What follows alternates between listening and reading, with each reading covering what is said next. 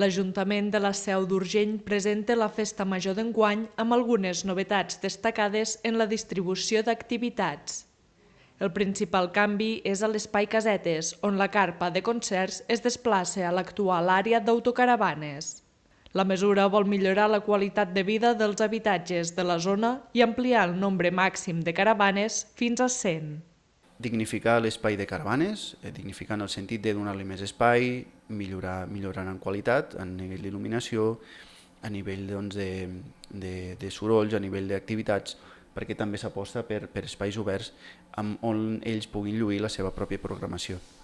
Amb l'objectiu de portar les propostes al centre de la ciutat, s'ha configurat el nou espai d'aquí, de prop, a la plaça de les Monges per impulsar el talent local.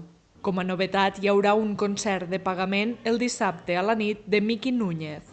També es planteja una renovació de les activitats a Plaça Catalunya.